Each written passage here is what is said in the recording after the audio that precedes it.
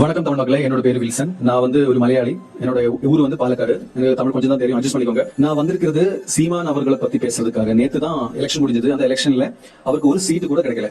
எதுக்கு அவரை பத்தி நான் கேரளாவில இருந்து பேசணும்னா, அவரோட ஐடியாலஜி பார்த்து ரொம்ப இன்ஸ்பயர் ஆன ஒருத்தன் தான் நான். அவரோட விஷன், அவரோட பிளான்ஸ், அந்த மாதிரி ஒரு அரசியல்வாதி கேரளாவில இருந்திருந்தேன்னா நாங்க கொண்டாடி இருப்போம் அந்த மனுஷனை. ஒரு சீட்டு கூட வின் பண்ணல அவரு. உலக தரத்துக்கான அரசியல் அவர் என்ன பண்ணல. நீங்க பாத்தீங்கன்னா, ஏதாவது இந்த உலகத்துல யாராவது மக்களை எஜுகேட் பண்ணுவாங்களா?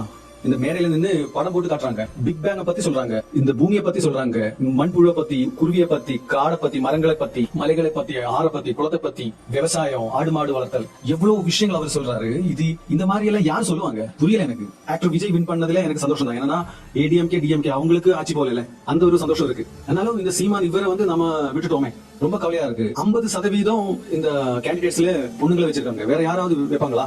15 வருஷமா கத்திட்டு இருக்காங்க. மக்களோட எவ்வளவு பிரச்சனைக்கு அவங்க முன்னில நின்று பேசுறாங்க.